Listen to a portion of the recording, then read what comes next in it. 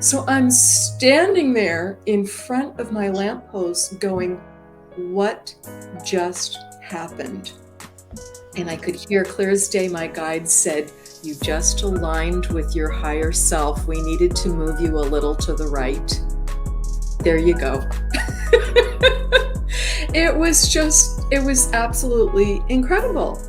It just was amazing, amazing moment. It made no sense from a logic standpoint or even quantum physics, perhaps, but it happened. I know it happened.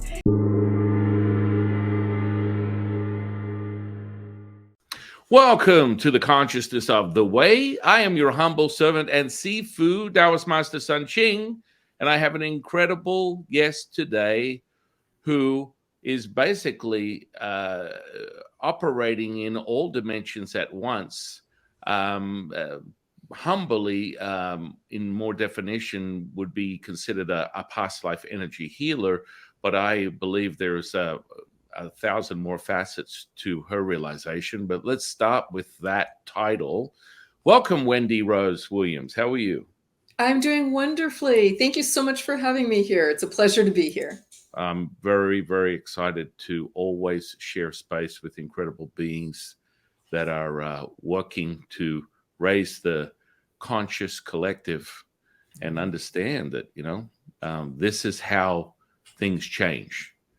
And they're altered in such a positive, profound way that frequency continues to raise. And yeah, I think it's evident for this year, especially.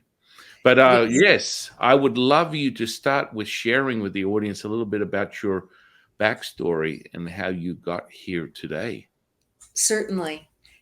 My backstory is I had an NDE back in 1997, and that was a big part of what started having me wake up to a much bigger reality and helped really remove that veil of amnesia that we do have often, and it can be for good reasons. And then there's also good reasons when it's time for that to disappear, and when we're just done with it. So that was a big start to things, and kind of set the stage for me having the good fortune to connect with angels and be able to really start to open my clairaudience wonderfully, where I could just, in a very meaningful way, a very loving, just supportive way, start to feel much more support and wisdom and love in life that was there available for me by me being able to go within and be able to hear the angels, and other guides and ascended masters would come over time. So the next big step was in 2010. I met a soulmate, someone I had known many times in many lives and many places, just like Brian Weiss's "Many Lives, Many Masters" title, perhaps. And we recognized each other at a really deep level and had this soul recognition of, oh my goodness, I've got to catch up. And we were just finishing one another's sentences. And he had the contract to a soul contract, which I simply see as an agreement that we've made before we incarnate of something our soul wants to work on. Mhm. So we have these different agreements in place of what someone else is going to help us with so that we can accomplish raising our vibration, raising our frequency, just and in my specific case, that first contract was to wake me up spiritually, which he did by, as I said, that soul level recognition.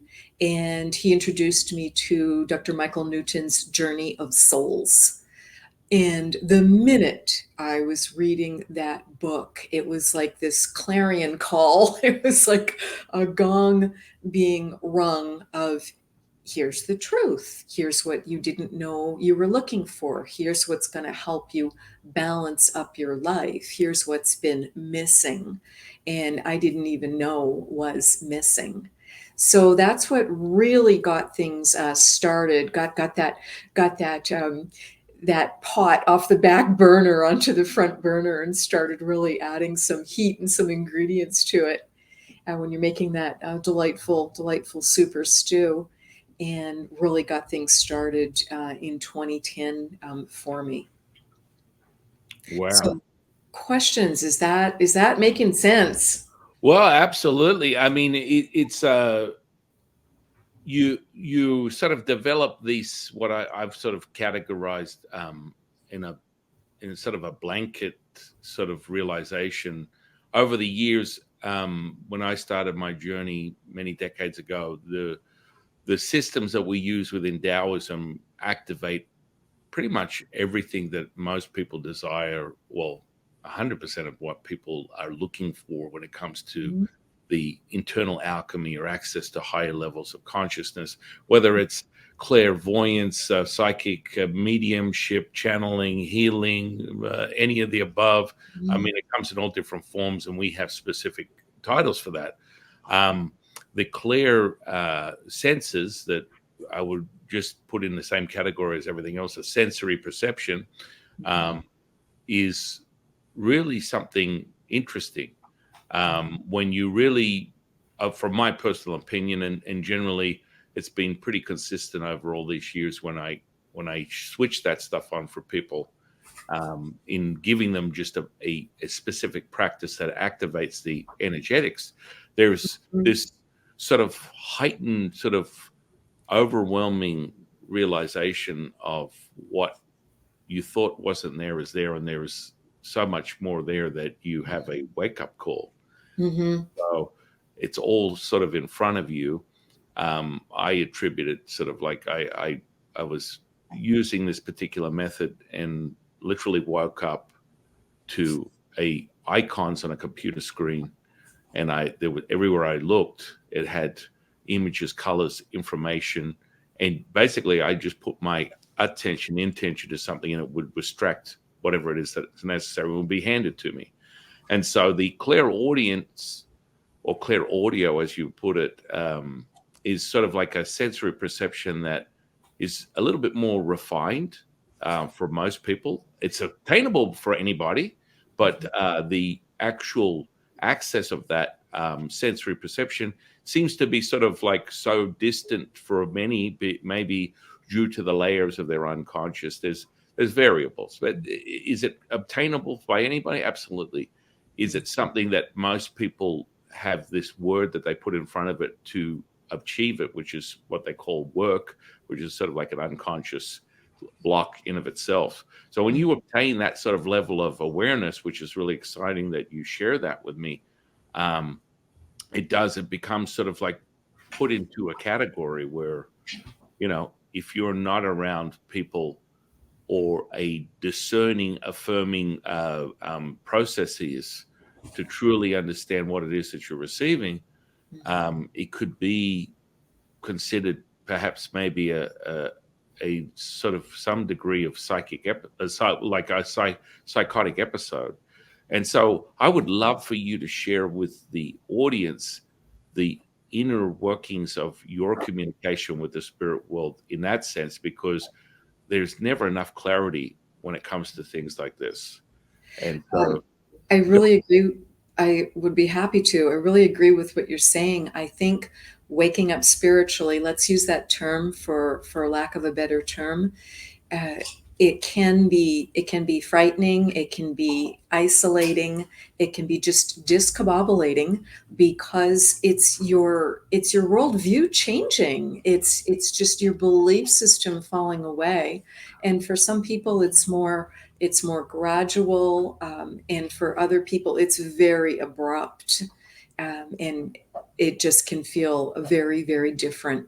So some of the steps that happened for me, I literally could feel, and there is that expression that sometimes our guides, our higher self, can help us by shaking us to wake us.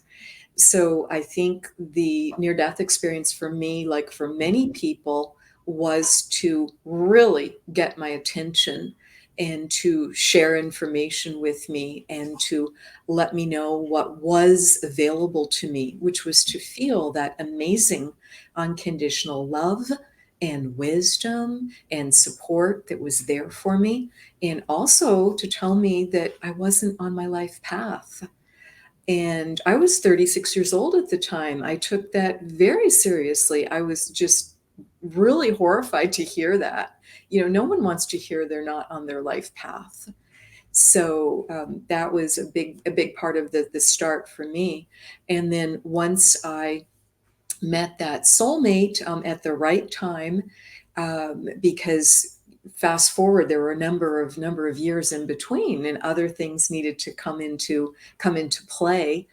And what started happening was I could literally, I went through this profound 6 week period. I felt like I was just being shaken, shaken, shaken, shaken. It's like if you've ever made any kind of recipe where you put something in the Ziploc baggie and just shake the heck out of it to blend it all together. It's like, what is going on here? And I could barely function. It was like, just get to work, eat a healthy meal, drink some more water. I just need to sleep. I just need to take care of the kids in the house. It was just like bare bones for about 6 weeks or so. My sleep was incredibly interrupted. It was hard to eat with this just constant shaking. It felt like an internal earthquake. And when I was able to get help from a healer, from a spiritual teacher, she said, wow, this is just raising your vibration and frequency on steroids. It's like, that's why you're feeling it. It's kind of like perhaps what an astronaut feels like when they're just really going up, or perhaps a pilot if they're really taking on G forces. Haven't had those experiences, but I can imagine that must be what that feels like. So that was all happening. And then I went through a period of opening my Kundalini energy. And I see Kundalini as being just our own life force energy returning to us in a really major way. And I barely knew what Kundalini was. I tried to Google it. I couldn't even spell it correctly, but thankfully, found a little bit of info. And then I also had the common sense to turn it off and to stop Googling it, because what I was reading was at that time, and this was a good 10 years or so ago, a lot of it was frightening. And that just did not make sense to me. So thankfully, I had enough common sense and enough of a sense of myself of what was happening was good, and it was happening for me, not to me. Because I think when we can ask that question of why is this happening for me, even if we're going through something really challenging, especially when we're going through something very challenging, it gets us out of that victim mentality of why is this happening to me? Because we've got to step up and be in that place of we're creators, we're powerful creators and co-creators. Things aren't being done to us against our will to hurt us and harm us and punish us. It just doesn't make sense to me. So I did get interested in Kundalini. I didn't know.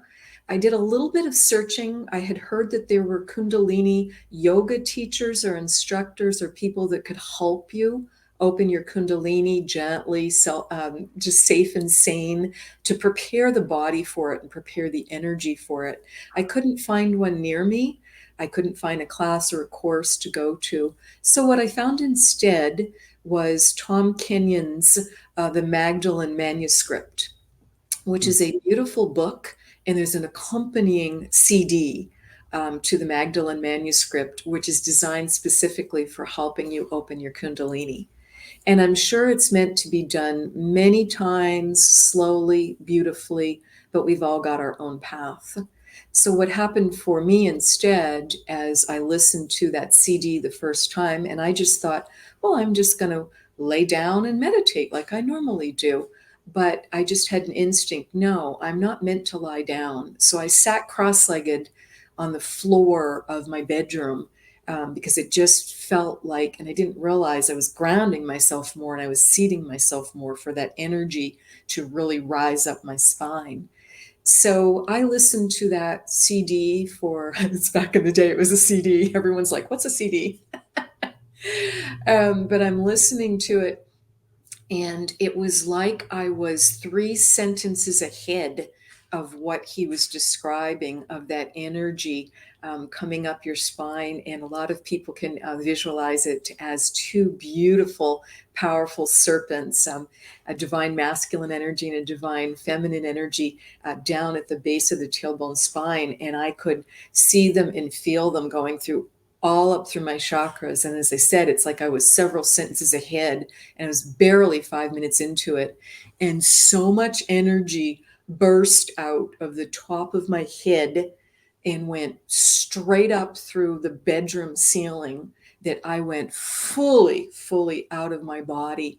And it just felt ecstatic. It felt amazing. I'm like, there we go. There's my energy. And I went up higher and higher, and I could just see the gorgeous planet below me, and so much light. And I felt so free and so wonderful. And then I reached a certain point where I was like, oh, that's a little too far. That's as far as I'm meant to go. So I could feel myself go, whoom, right back into my body. And then I'm just trying to process this, because it was so beautiful, it was so powerful, it was so otherworldly, so unexpected. And I did have a really funny thought, because I knew I had blasted this huge hole through the roof in the house.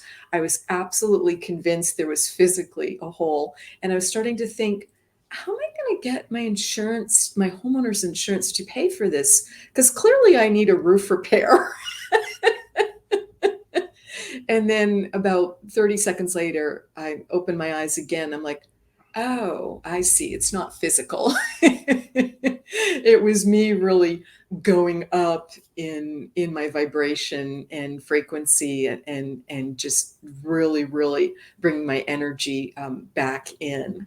But at that moment, if you'd asked me, Wendy, is there a huge hole in your roof and there's like an explosion from the inside out? I would have said, oh, absolutely.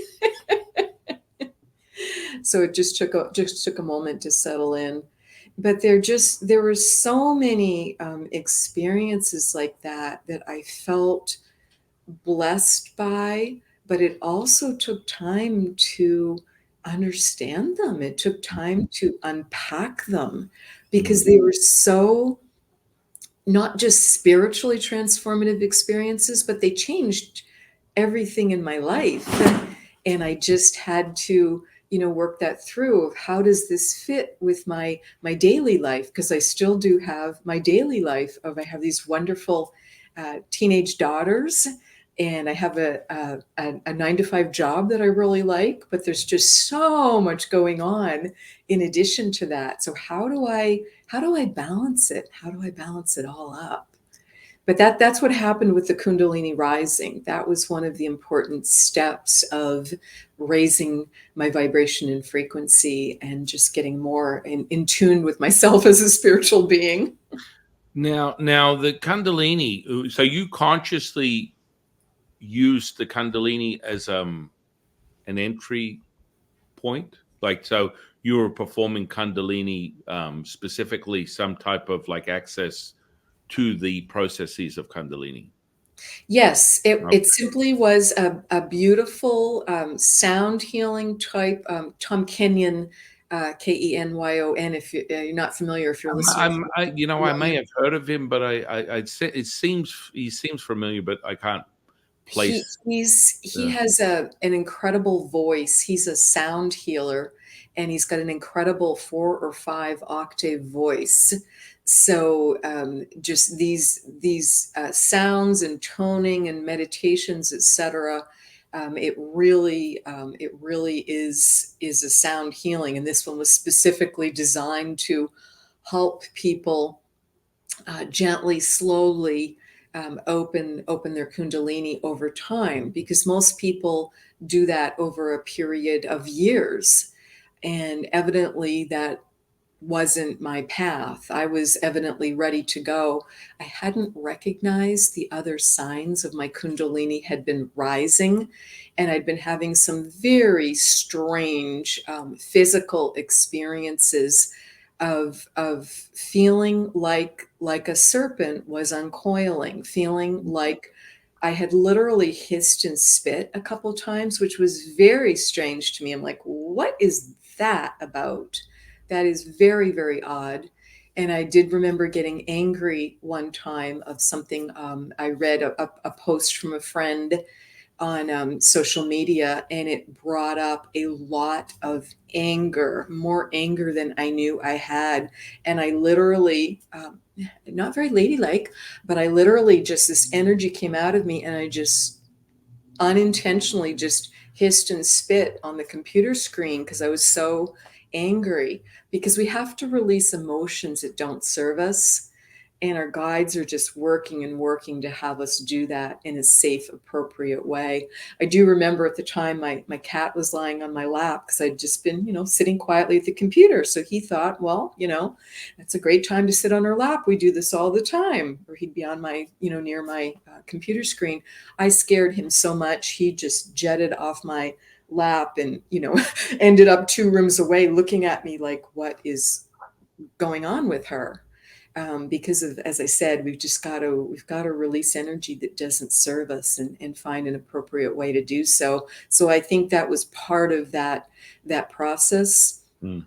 And also when I would go to put my seat belt on in the car to drive somewhere, I would just feel this energy again. I was like, what is this?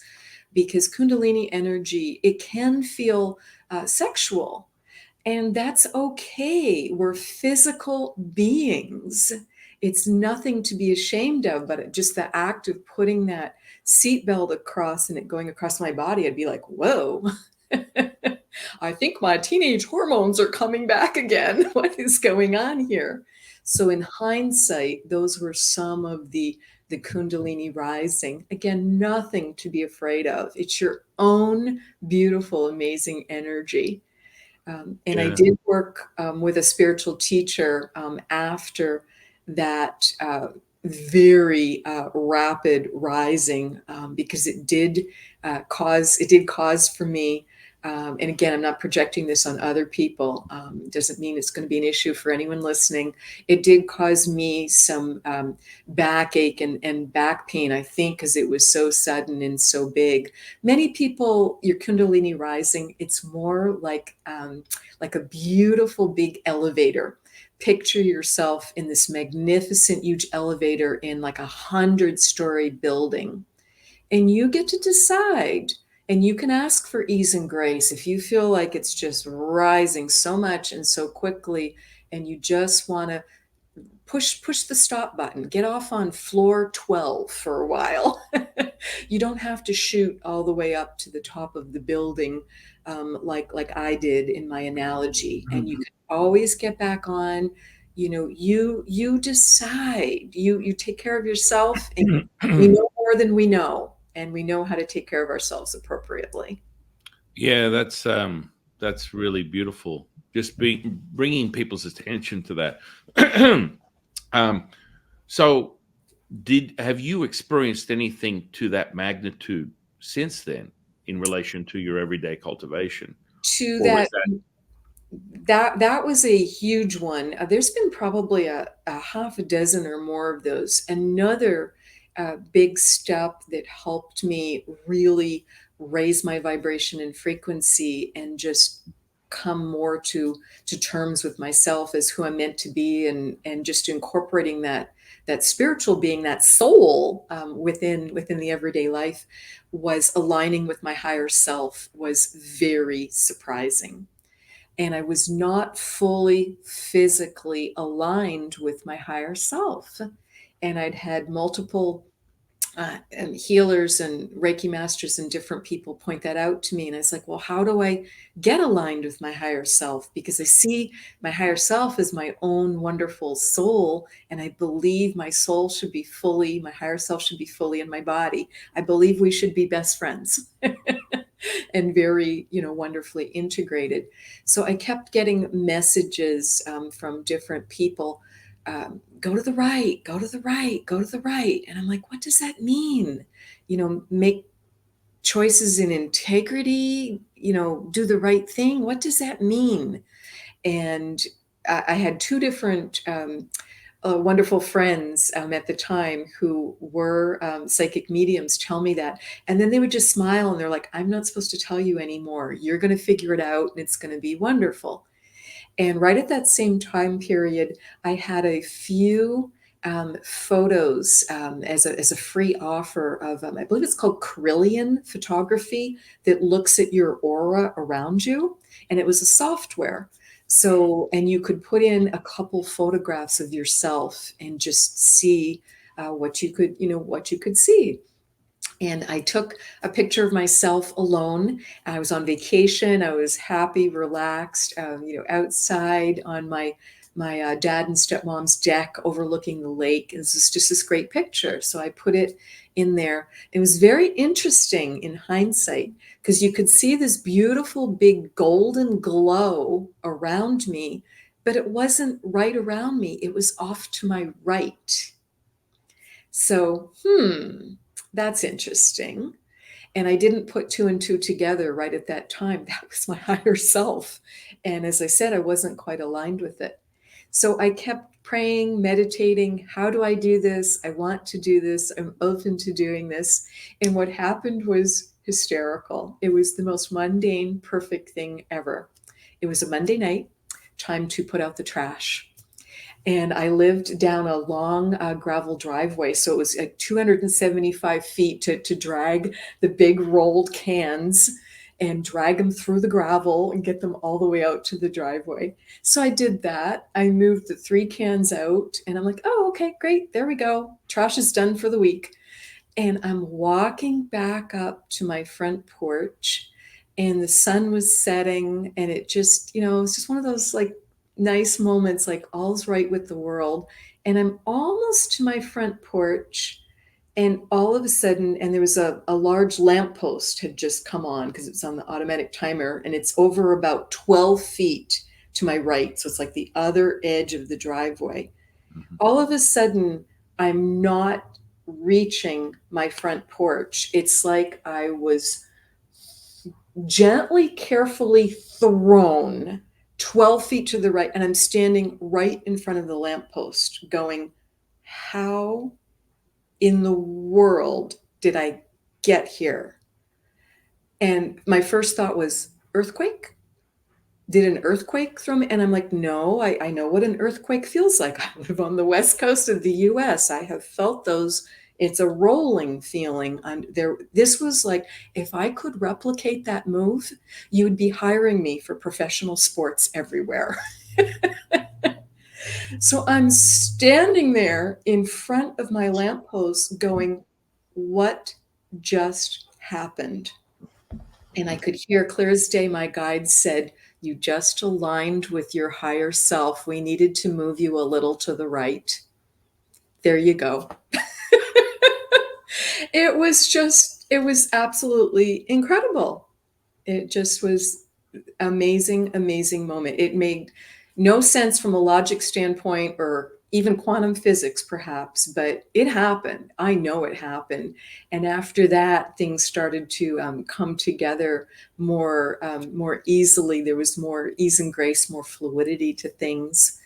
And another step, I should stop there. Any questions on that, or should I keep going? Well, no, I mean, observing people's entropy levels of any realization, where's the starting and finishing of anyone's experience is so um, individual. It's so Right. subjective to their own realization that I just hear dozens of stories every day that really get me excited, and Mm. then there are correlating points of validation that we can all sort of have a consensus with in relation to similarities in how we acquire these sort of states of consciousness.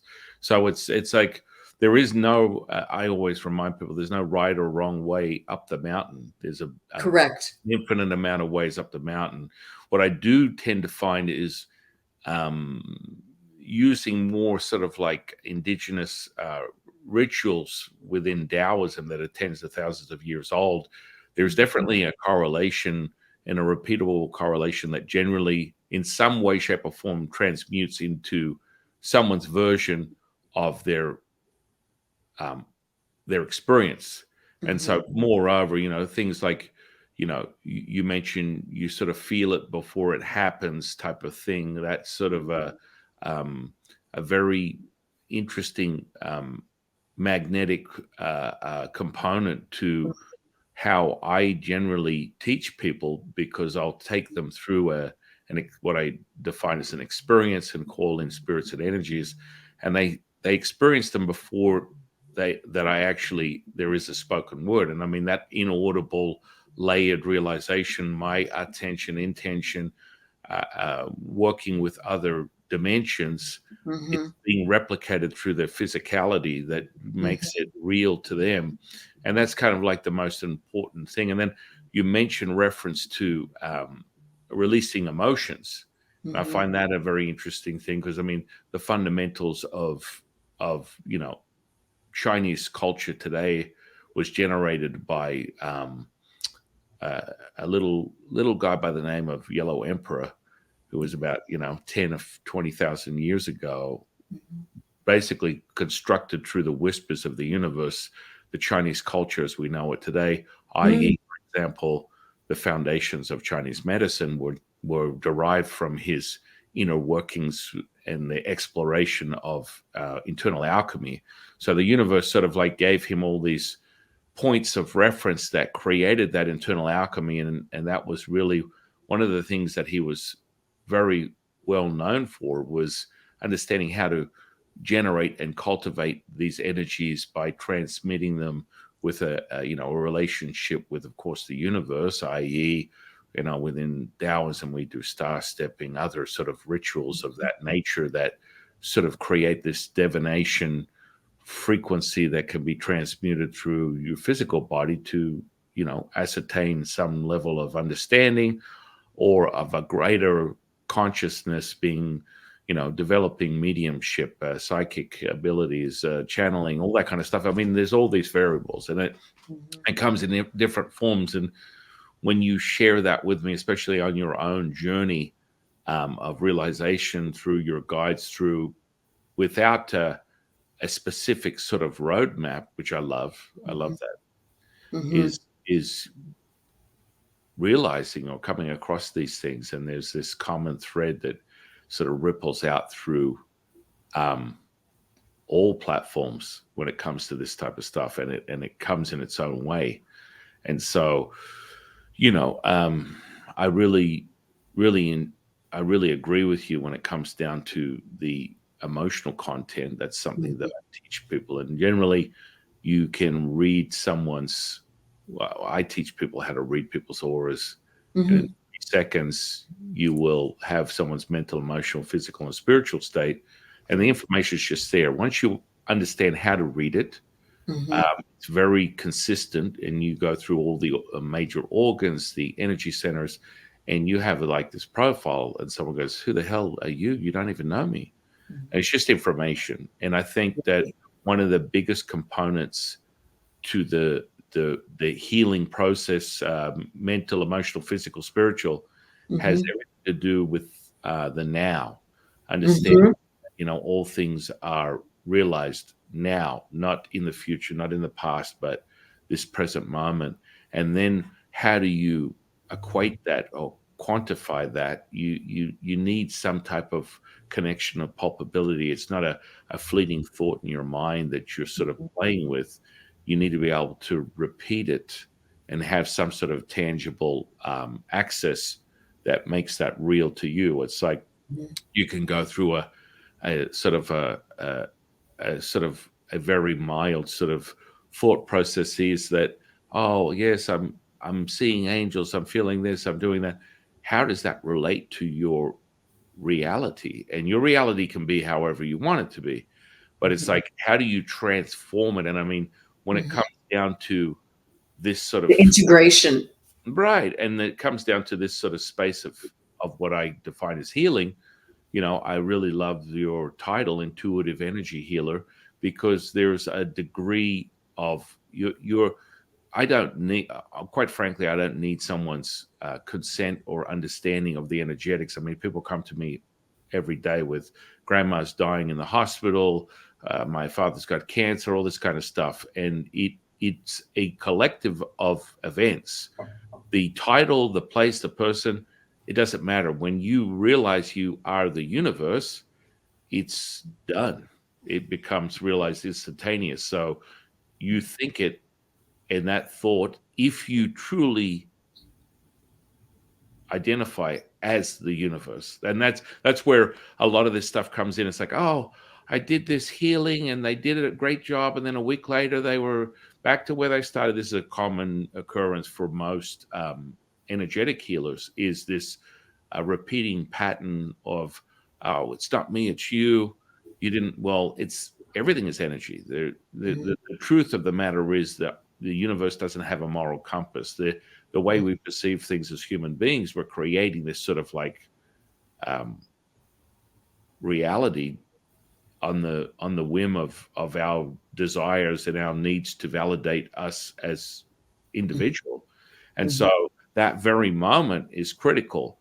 And Mhm. when you talk about intuition, that is the, in my opinion, the greatest access point to all things, because within Taoism, we refer to the Tao as the mother of all things. So when you access and understand the true nature of the evolution of the universe, the cosmos, it all Mhm. starts from this little thing that we call the womb, or the uterus, and Mhm. you create this incredible realization. It's funny, in numerology, we speak on numbers within Taoism. It's very powerful. The highest number is 9.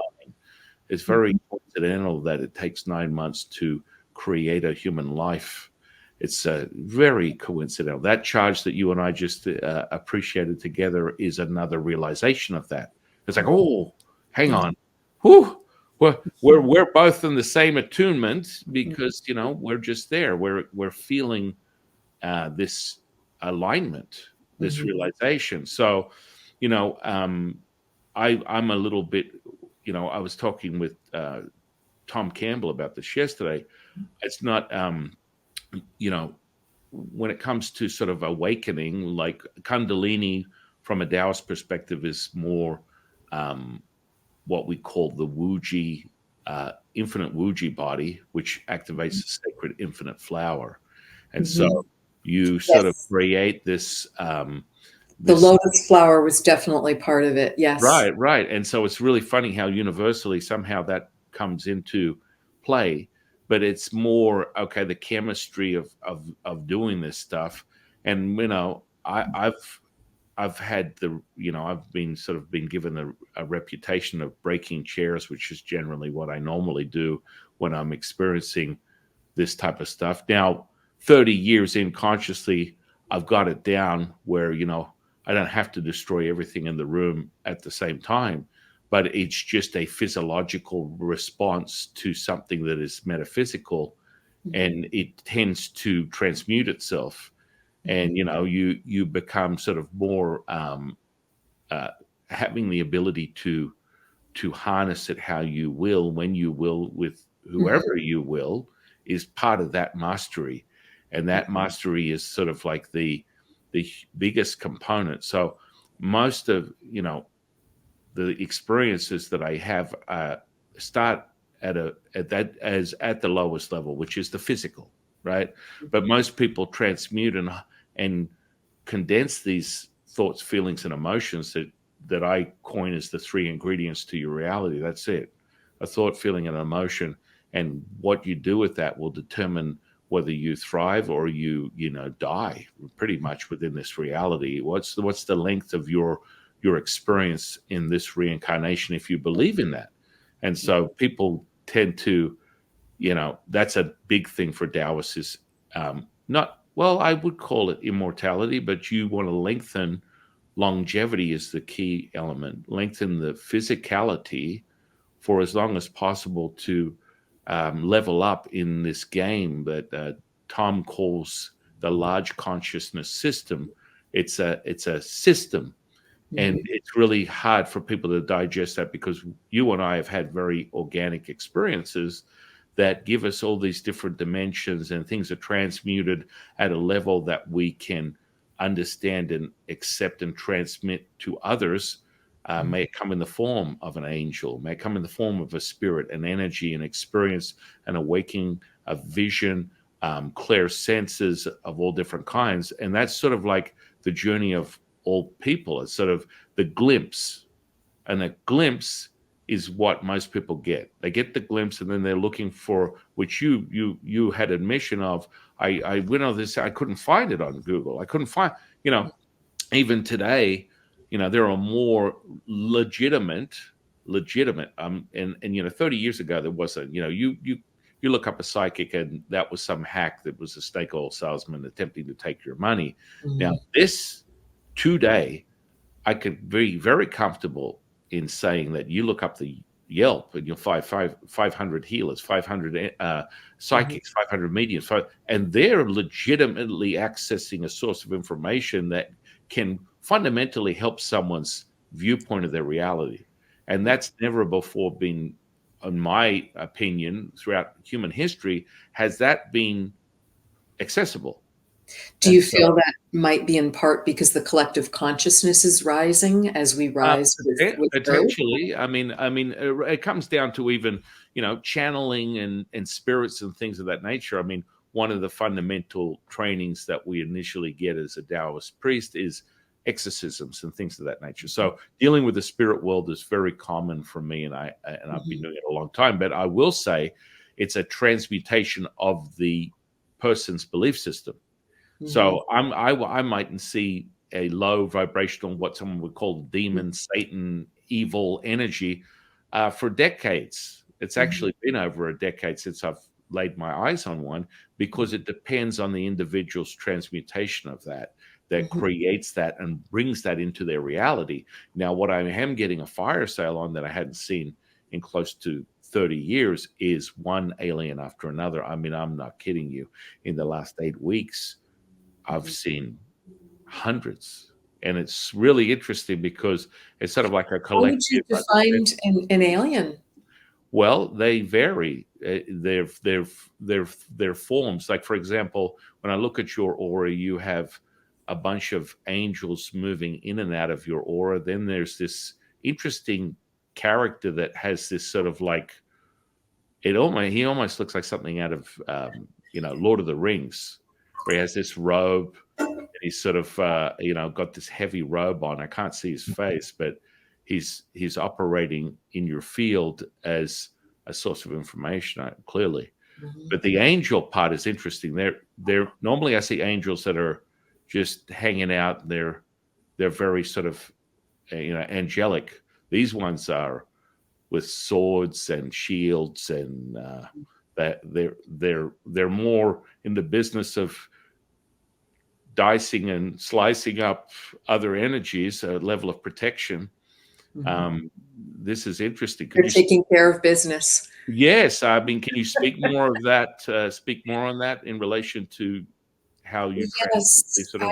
I feel that I'm blessed to know that I, like many of us, have a wonderful hybrid energy and have lived on Earth many times, but on Mhm, other planets many times and mhm, in other dimensions, and just balancing all that energy.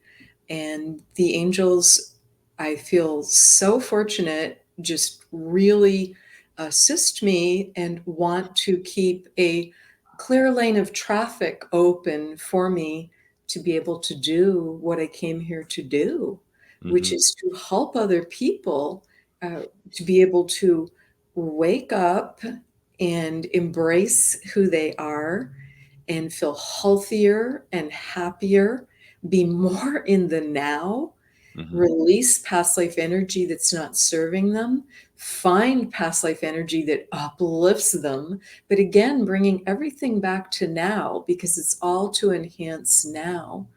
And sometimes we're working with parallel life energy. We can be working to improve future. We can converse with our future higher self, which I Hmm. think is just marvelous and trippy, because who's going to know you better than your own future higher self? So I do feel very fortunate that I do have just that marvelous team with me.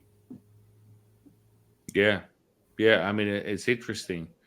Mhm. You could slice that other energy with the robe as sort of an interesting one. It's sort of very, I guess you would define it as divine masculine, but it's a very large energy that has Mhm. an emerald sort of Mhm. emission from it, which Mhm. is really interesting. What's the relevance of that particular entity? Let me just ask him because he doesn't usually present in this way. And yes, that's wonderful to see that balanced divine masculine and divine feminine. Okay, he likes to present as being part of the earth, being like a middle earth being. Did you actually say Lord of the Rings? Yeah, pretty Uh, much. I mean, it's very clear. It's sort of like a transmission of what how we perceive things is sort of generated within this. yes, he's also got aspects of a wonderful life that I had the good fortune to live that was what I would call a parallel life to mine, where we were incarnated as two different human beings on Earth, but we overlapped by about 40 years. And he, again, just does beautiful protection, support, uplift. So that I can do what I'm here to do without a lot of interference. Yes, we're all meant to take care of our own energy and whatever that daily spiritual practice is that you each person can choose and just so enjoy, but some component of grounding to it, of clearing, of raising our vibration and frequency, of just tuning into what we're meant to tune into. And he holds that energy for me. So that's how he's coming through. I think he's many things in many ways. And it's interesting you bring up a divine masculine, because I am um, participating in a wonderful um, beautiful course right now. Course doesn't do it justice, but it's a program for 11 or 12 weeks of just balancing the masculine and the feminine energy, and it's being done through the angels as I work with a spiritual teacher to do that. So, and guess what week we're in? We're in masculine week. Yeah, yeah, it's very clear, but you know, he- as you probably realize, he's pushing that threshold of that emotional state, and that emerald emission is definitely reference to the liver channel, which is far more anger. So the threshold of releasing that, which sort of ripples back to spleen energy, which Mhm. can be over and under. For you, it's more representative of a maternal thing, but it can be in the excess, transmute into anxiety, OCD, things of that nature. Mhm. So, that particular cycle, if as it unravels or what you're in, the the realization of that emotion is going to be more apparent on a Mhm. second by second basis. You probably already know this. Mhm, mhm. No, I Yeah. think that's very well put, and I feel we come here into human bodies to learn. I hesitate to even use the word limitation or limits, because I do feel we're limitless, but it is different being in a human body that does require sleep and food, and water, etc., versus being on the other side when we're in our pure soul form.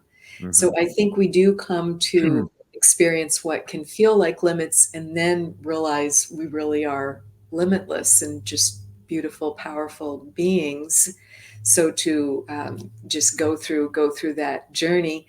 And I also feel we come here to experience human emotions and to learn how to balance them, because we're not meant to get stuck in them, but we often can just absolutely be stuck in them and be playing old tapes that just don't make any sense anymore and be knee jerking back into an overreaction to something. I think it was just perfect that I aligned with my higher self on a night that I took all the trash out with a little bit of effort. Mm. So let go of things that didn't serve me and then aligned with my higher self in such a profound, fun way, to get to have that experience consciously.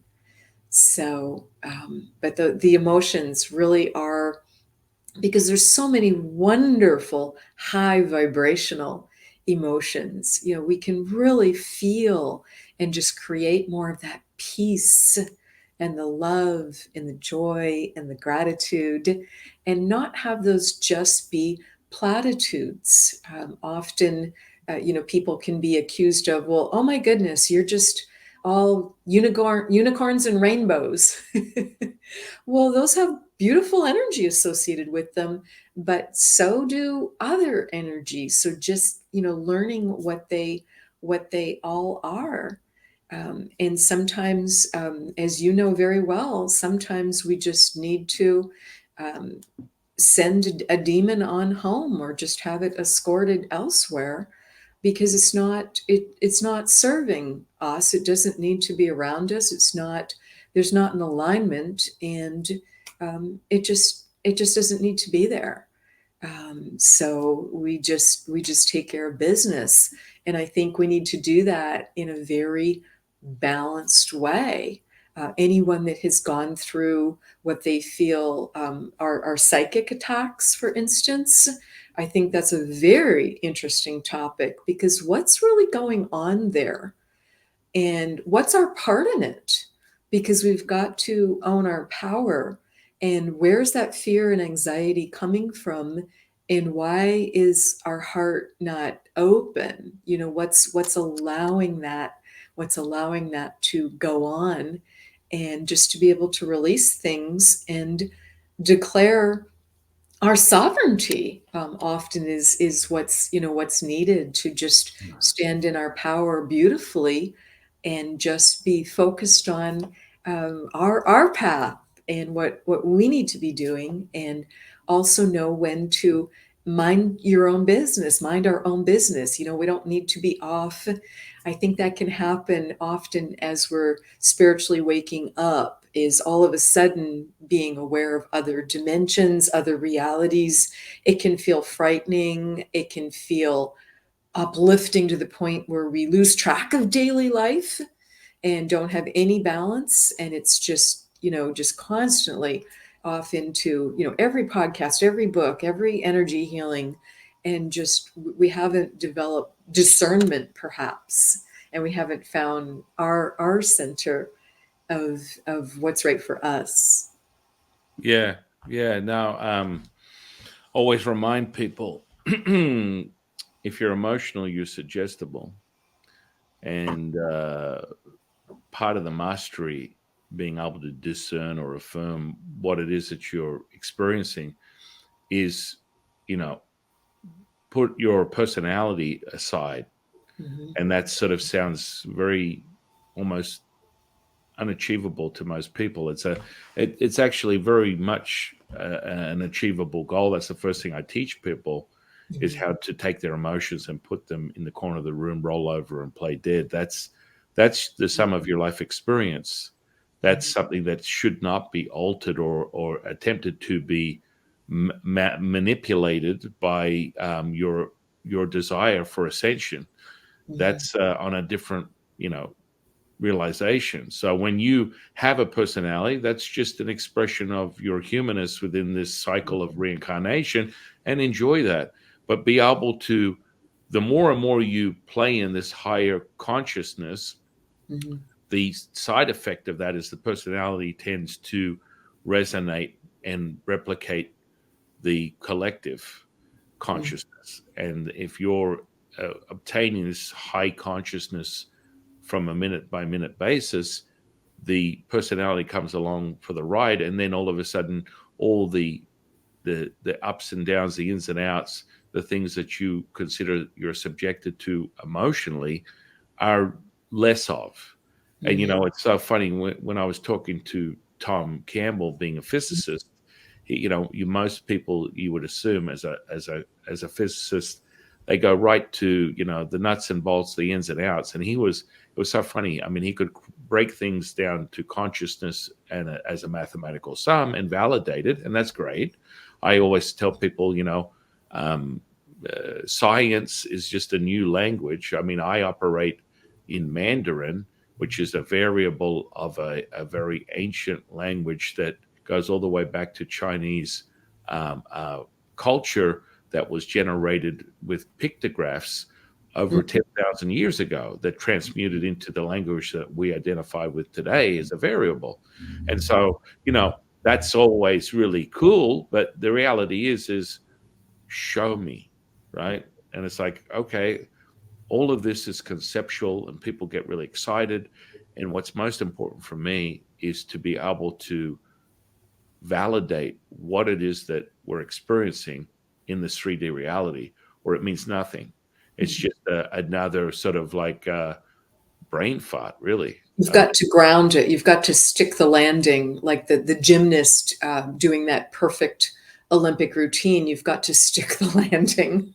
Well, yeah, I mean, in all circumstances, whatever we sort of transmit as what we're sharing with others, it's like, PTSD, emotional states, really, quite frankly, I can show people an erasing of that in about 3 seconds, and it's like a state of consciousness, and it never returns, and they're like, Mhm. well, that's weird. I mean, I've been on the couch of a therapist for 20 years talking and pontificating over the very problems that no longer, I can't even find the Recreating. feeling, the feeling or the emotion that's attached with that. I can recall it, but it doesn't exist in Mhm. relation to the side effect. And, Mhm. it's a state of consciousness. Or, if you play with just levels of trance, you know, take someone into a state that is so deep that goes what someone would call, within a hypnotist sort of cycle of realization, a somnambulistic state where you just can't remember anything. Mhm. And when you're you meet someone in the same second, I drop them into a trance and erase their name, take their wallet and keys, and wake them up, and their friends are like, okay, what's going on? And they're like, yeah, when are we starting? I'm like, what's your name? Hmm. And then I have their wallet and keys in my hand. So I'm waving in front of their face. Their friends are laughing. And I'm like, so what is this? Are you missing something? And they're like, yeah, where's my wallet and keys? I don't know. Where are they? And this is just consciousness. This is that, people get so afraid of what is the unknown. I mean, the definition of fear, right? But in reality, you're shifting into these states all the time. And then Yes. you're like, I haven't started it. You haven't done anything. There's no hypnosis going on here, really. Okay, click. Oh, crap. Wow, these are my keys in front of me. And, from a psychologist's perspective, oh, that's a reverse hallucination. No, that's a state of consciousness that I can qualify or quantify just by the power of the individual's ability to access that state instantaneously. People tend to be deterred by these type of like levels of trance because they believe that they look stupid or they're silly, or how easy is it that I can be suggestible? Actually, your ability to access this frequency and state of consciousness is the power you have within you. And then when you turn it around and you get them to see, oh my goodness, that's my ability. Yes, I'll just show you how to use it. Mhm. and you can access anything, and that can transmute into a manifestation, magic, healing, whatever you want it to be. But most people are like, I don't know, I don't do that. I'm like, if you're watching a cell phone or a TV, you're hypnotizing yourself all day long. Mhm. And so that's the Or someone who's driving and doesn't realize how they got to where they are. It's like, "Oh my goodness, I'm pulling into my neighborhood," an and you're autonomous missing behavior. Right, the right. last 5 or 10 minutes. Yeah, that's So an yes, autonomous we certainly go in and out of different of these levels. states. And so, you know, there is absolutely, and I'll be very clear with the audience, they already know this, but there is a very clear difference between dropping into a somnambulistic state that representative of brainwave, and I measure brainwaves all the time like this, that is bordering very low delta on the cusp of epsilon. That state of consciousness, even though it would not be translated to something that someone could physically remember, is an awakening. And then, when I channel anything, my teachers, Mhm, i.e., Latsu, who I've been mhm, channeling for 30 years, mhm, I measure brainwaves in excess of 100 to 200 hertz, mhm, which up to 5 or 10 years ago, the world would say that only 2% of the population could possibly access a gamma brainwave. mhm, And now it's just like the 4 minute mile. Well, if he did it, I can do it. And mhm. this then it then becomes possible, as it should be, because it's just that validation of how is this happening. I mean, if I do a group healing or some type of like collective conscious awareness, how does that really work? Okay, so how does that really work from the collective consciousness? That's a very interesting word. It's funny how you're in a room, like I've had up to 1,000 people in a space. It's like, okay, I feel kind of warm and fuzzy inside. It's really funny. There's a level of energy that's raised between this whole group of people because they're there for one reason. They're looking for a healing. So they bring their mental, emotional, physical stuff into a state that is a raising of consciousness.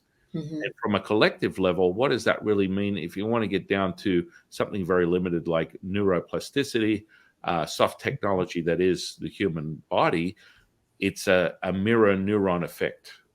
So you're basically replicating everything around you. You're interconnected from a quantum physics model, which again is very limited. But let's just say you believe that, because everything is a theory.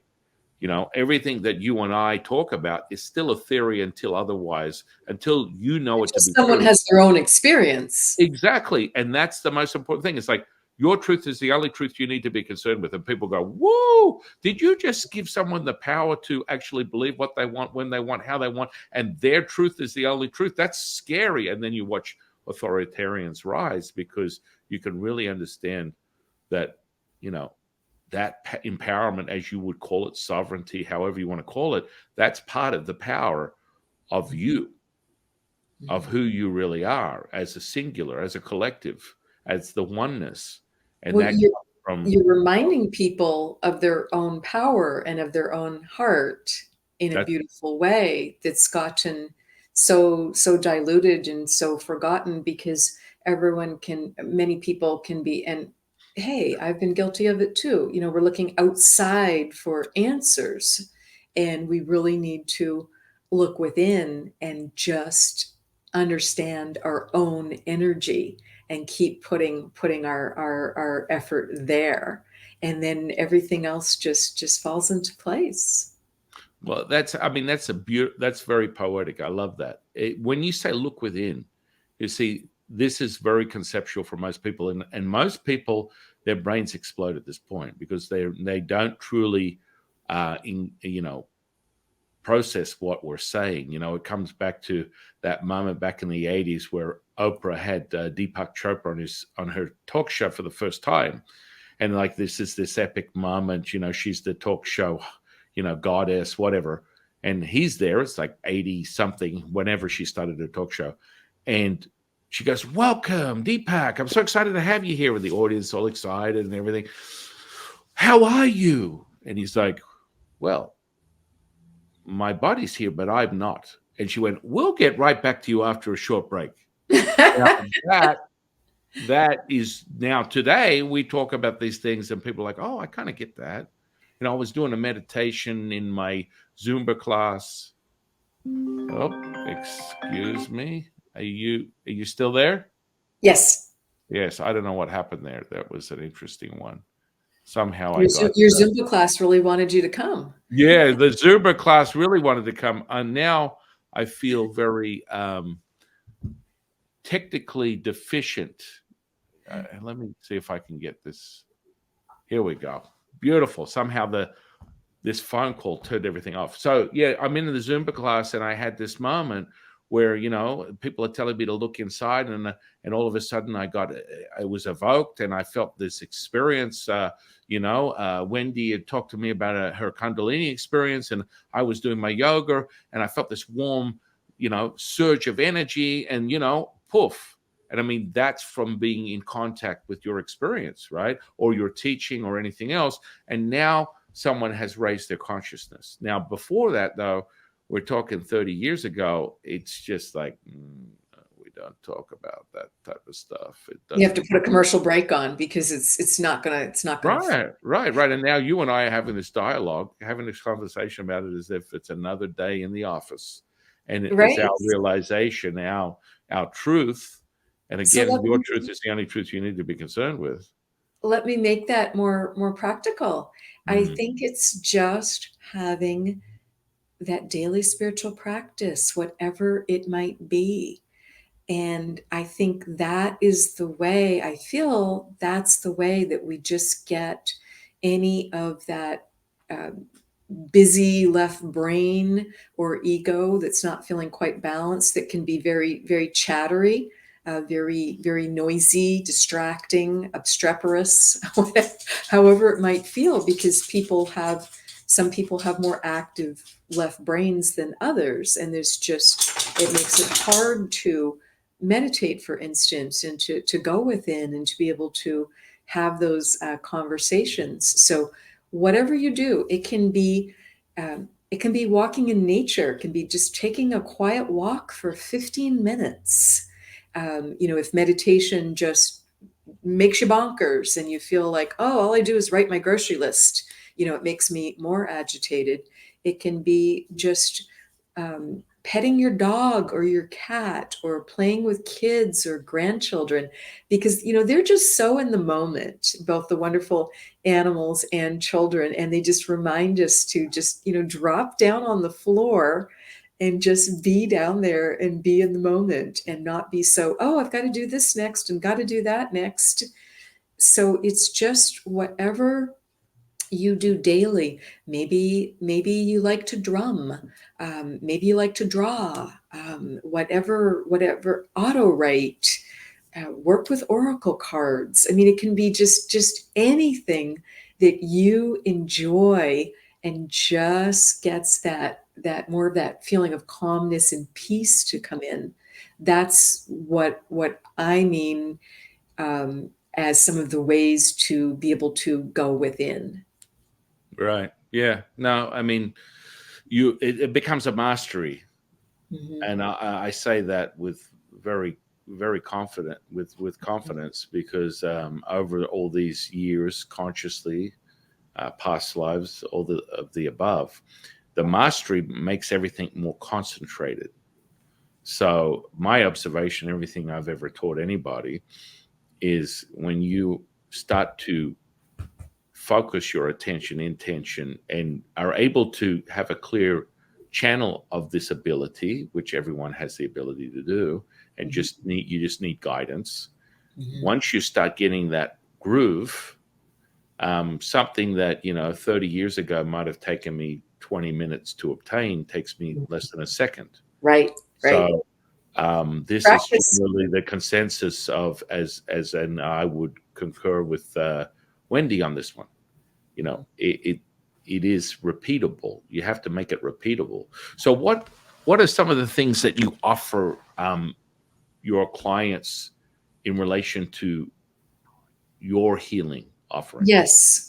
What I work with clients on is releasing past life energy that does not serve them.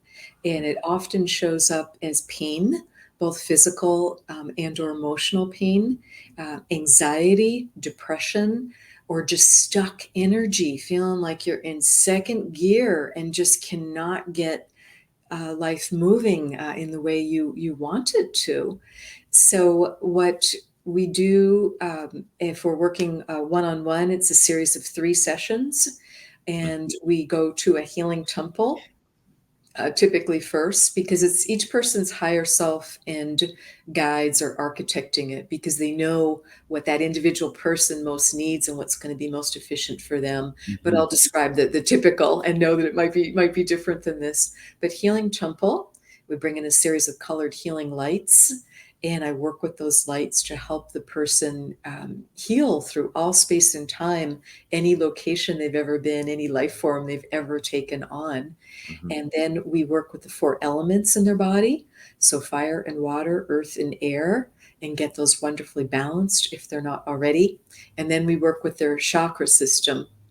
So the 7 major chakras, as well as the minor chakras, because those are very important too. The chakra system, those on our hands and feet and other parts of the body. So just giving that person some um, energy healing so that they can feel that physical healing going on. And then we get them wonderfully connected with their guide. And certainly, some people come to the session and have been working with their guide or guides for years, and that's great. But we still can receive a gift from that guide and a message from their guide. And many people are, conversely, many people are struggling and they feel like they can't connect with a guide and they would love to. Or maybe their guide is their own higher self.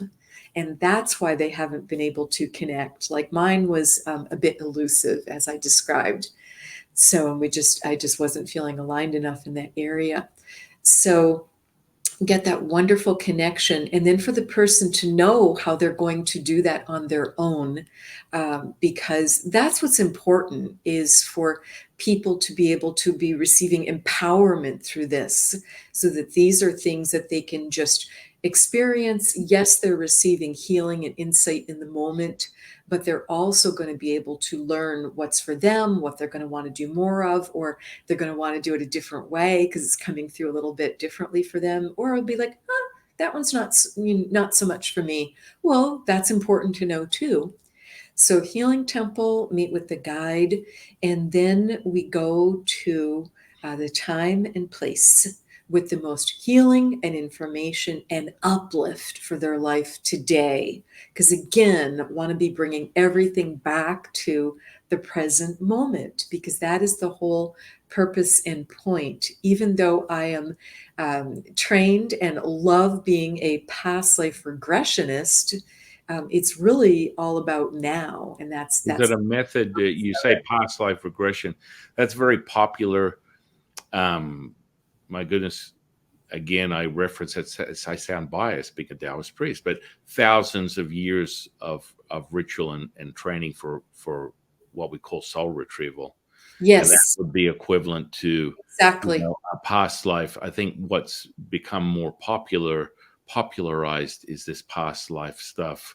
I Past, normally give people, the last 9 lives. They just sort of sit in they're not a whatever cat. position, they lay down whatever they want to do, and they witness the past lives through their third eye, like a Hmm.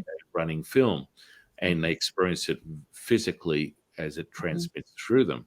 I mean, the question I ask you is, what type of method are you using? Someone by the name, I don't know whether you ever heard of this person, Dolores Cannon, Hmm. brought this sort of like, to a Quantum healing hypnotherapy.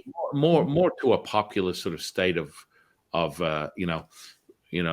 awareness. Personally, I've I've been talking to her probably for the last 8 weeks in a complete sort of weird scenario where she's transmitting this sort of discontent with the current state of her methodology, Mhm. being represented today. I mean, Mhm. that's a whole nother ball game when it would come to channeling. But in essence, that's the sort of thing that she sort of brought to the table. So people are far more in common consensus. Oh, I'm a past life regression coach or whatnot.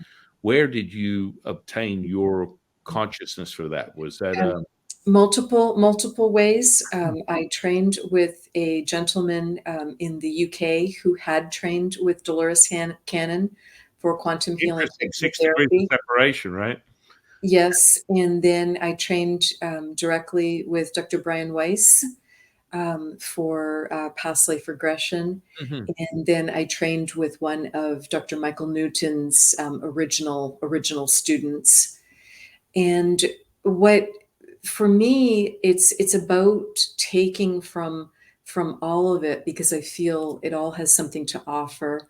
But I also chose to get training, and the training, it's a tricky word. I think training is not the best vocabulary. English, language can just not be sufficient. I think it's a remembering what the training is that you might be drawn to, and courses and that type of work that you might choose to participate in with others.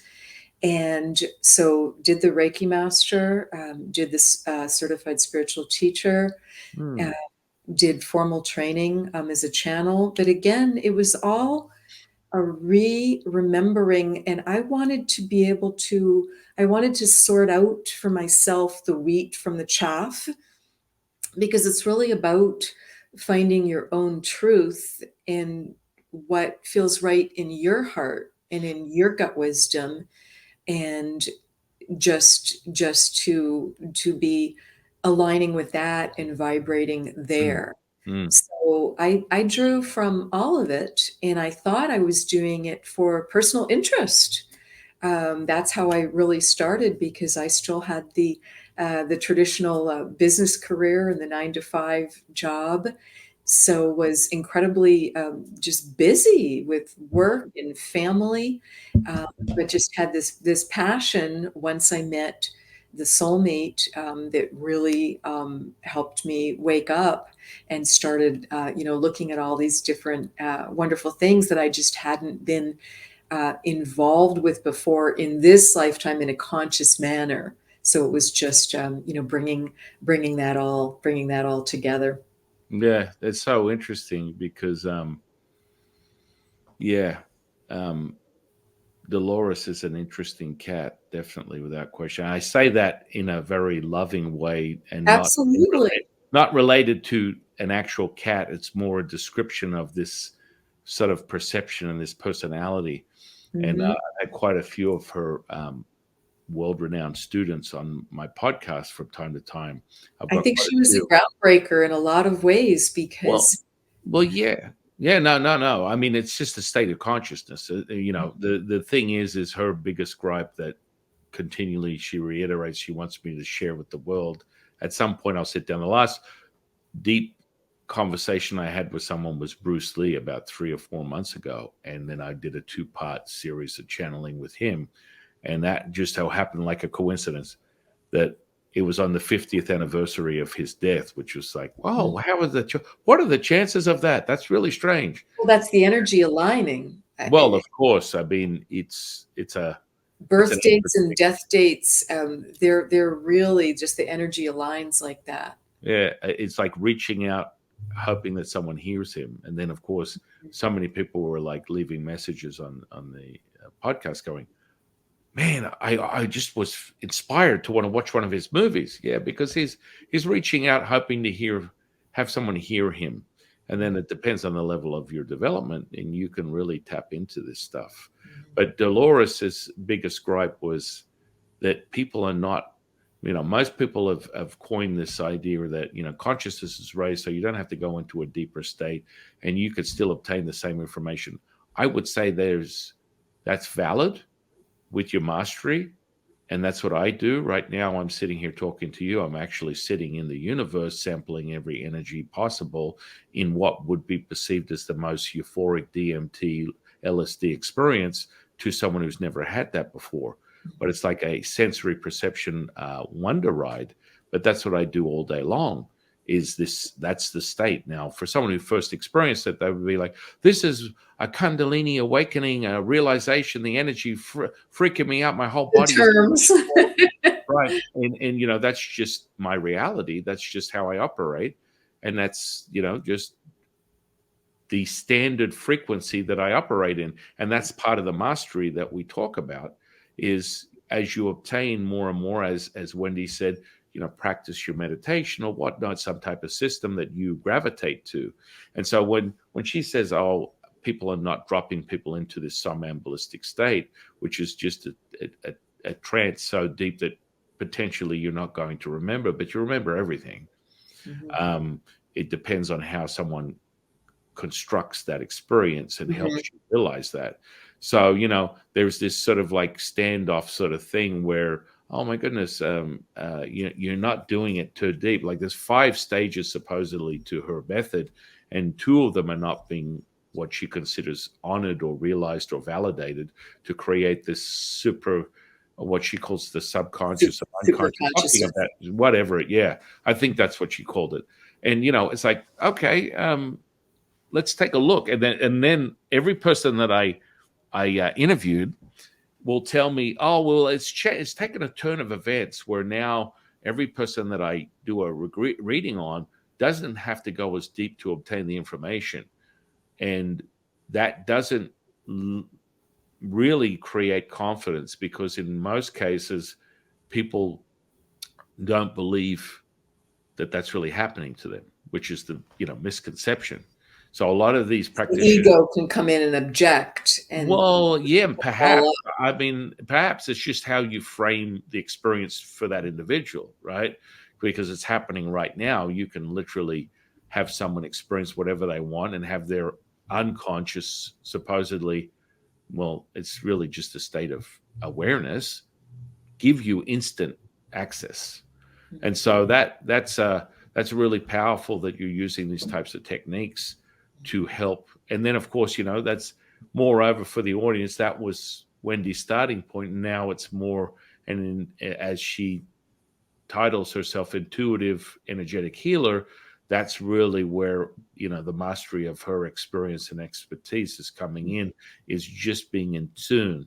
And so everyone starts with something, and then of course it Right. just morphs into this organic now moment that really has no form or shape or ritual processes. It's Mhm. just you attuning, and that's why people gravitate to you and look for your awareness to help them create their own awareness. And Exactly.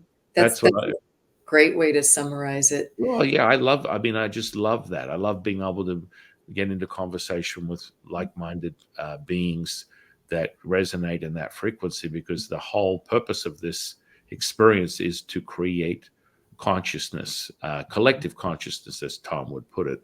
However we see it, if I can awaken, as you would put it, the kundalini within, the awareness, the intuitive access point to someone's realization by a passing brief moment, doing something that would seem impossible, a physical healing. I mean, that's generally what I've spent most of my natural born life witnessing, is these instant physical healings where you watch the flesh wiggle in front of your very eyes from something that could be a broken bone, a gash, a cancer, a whatever, and it will just disappear before your very eyes in seconds. This is the type of stuff that I'm used to witnessing, and perhaps I've been spoiled this particular reincarnation, but it's generally the way or method of how I validate someone's experience, because it's all conceptual.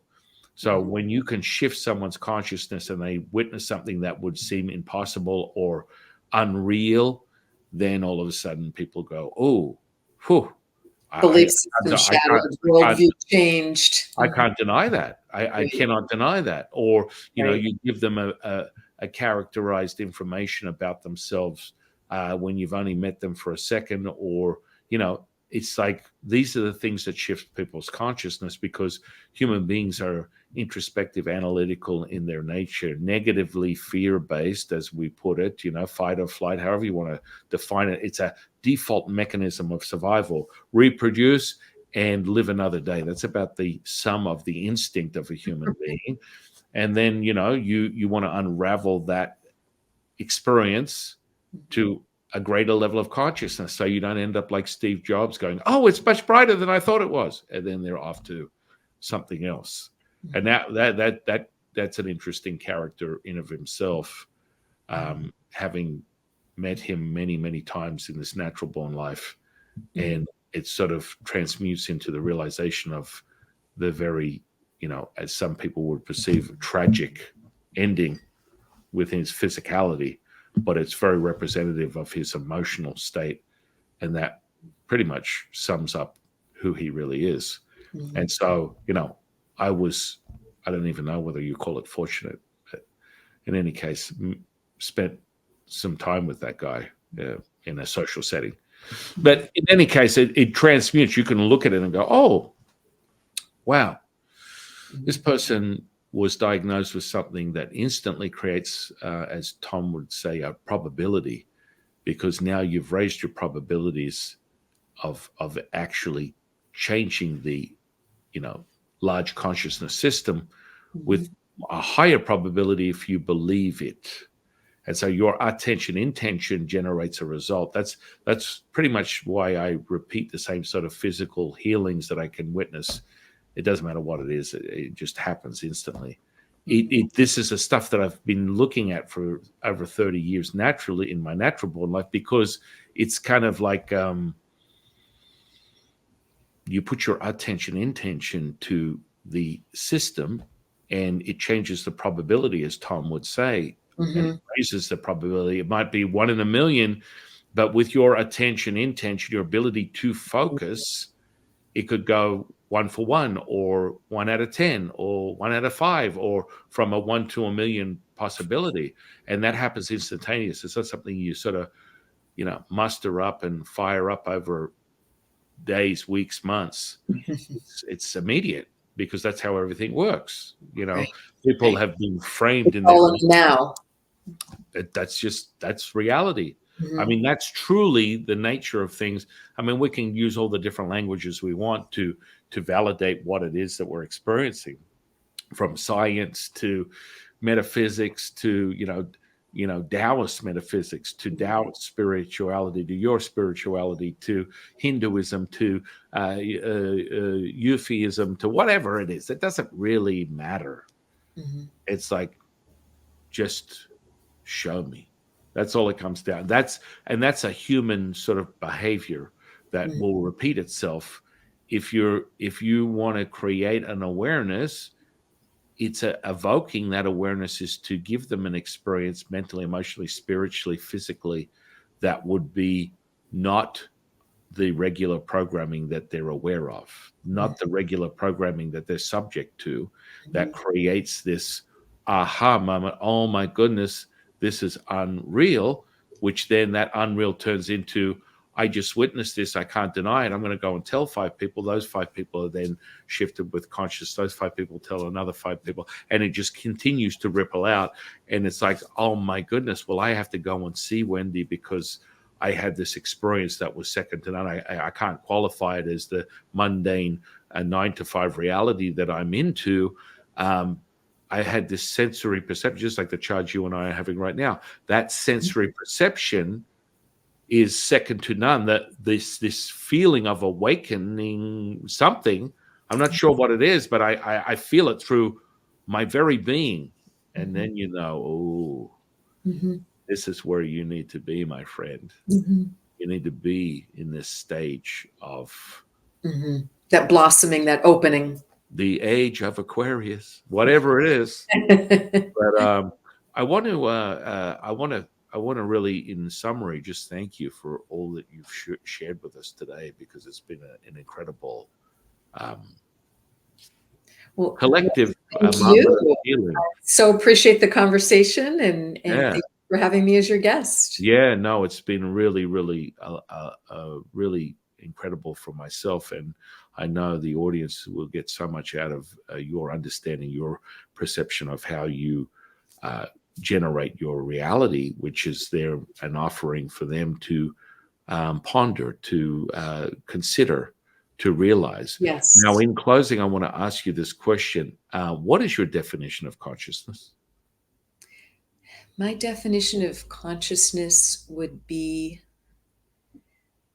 being aware of our heart, just being comfortable in our own heart and just being able to stand there and be who we are. And I think that just transmutes all time and space. For some people, it's that feeling of peace.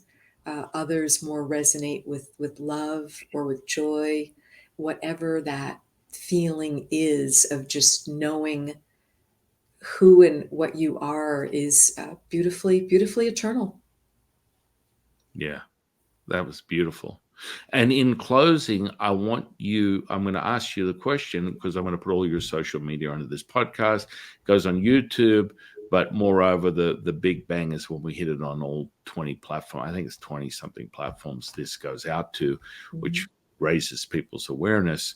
YouTube is an interesting organic sort of thing that's like slowly moving up the hill. I can get anywhere from 100 views to 6,000 views. It really varies because most of all my material is of this nature. We're at an hour, 30 minutes. So I get really excited when someone actually wants to invest that amount of time to experience something that creates an awareness. And Mhm. so, just 100 people watching that is mind blowing to me. Mhm. Absolutely mind blowing. Or moreover, 6,000 people. But that's starting to incremental. It's sort of increasing on a day to day basis. But on all platforms, that seems to be very common. We get thousands of views and people download this stuff all the time, which is just absolutely,